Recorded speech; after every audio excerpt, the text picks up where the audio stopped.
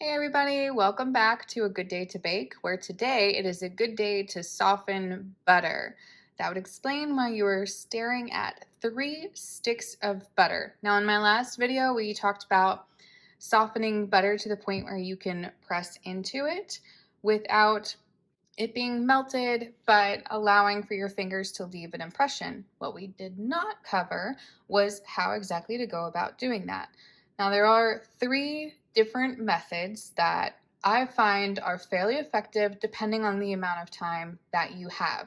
Today, we're going to go with 2 of them because I do not actually have time today for the third, but we'll cover it anyway. So the first method, what you see here on the plate, is take it, put it in the microwave on half power, and I usually set it for 30 seconds, but every 5 seconds or so, I stop the microwave and rotate the butter, and I check it every 5 seconds just to make sure that it's achieving that softened consistency we're looking for rather than melting, basically. So I'll work on getting that one started in a minute. The other method, which we will get set up right now, these 2 sticks of butter are going to go for, is if your oven is anything like mine, whenever you turn it on, there is quite a bit of heat that comes from the oven itself up onto the stove. And so what I've actually been able to find is if I leave my butter out on my stove for just a little while, depending on how hot my oven is, I can actually get the butter to the right consistency pretty quickly. So we're going to do that with these 2 sticks of butter. They're already softening pretty fast, so I've got to watch them while we do that. And while those are sitting there basically melting without melting, they're getting really soft really, really fast, which is good. I have to keep a super close eye on them. But while they're doing that, I'm going to go ahead and put this stick of butter right here in the microwave.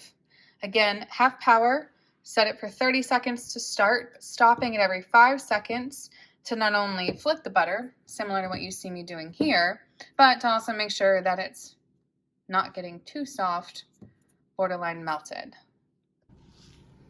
Okay, so this is the butter that we had in the microwave. As you can see, I have already done the finger test. You can see it's pushing in nicely, so I can make an impression, but it's not so soft that it's melted, and it still holds its shape, which is exactly what we're looking for here with the butter. That took about 16 seconds on that half power. Every microwave is different, so it's a 5 on my power level setting. But we have softened butter ready by that method. Now we shift over here to the 2 that were on the stove. I had to remove them because they were actually getting really soft really fast. So it is also another very effective method.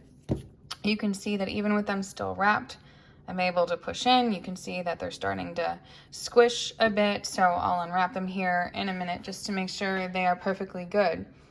But while I'm setting them aside to do that, the third method that you'll find a lot of bakers recommend is simply leaving butter out at room temperature.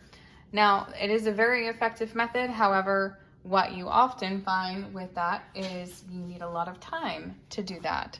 And I don't always have the 2 hours or so, depending on the temperature of my house and where I have them in the house, if they're in the kitchen, etc., in order to do that. So that's something that requires a lot more foresight than I usually put into baking, but it is always an option available to you if you are much better at planning than I am. All right, so I have unwrapped the 2 sticks that I had on the stove. I haven't pushed into them yet, just so we can test it here. Yep, see, pushes in nicely. This one as well. So we have 3 sticks of butter that are perfectly ready to make some cookies. So thank you all for joining me on this very quick episode of A Good Day to Bake, where we learned that it was a good day to soften butter. We'll see y'all next time. Bye, everybody.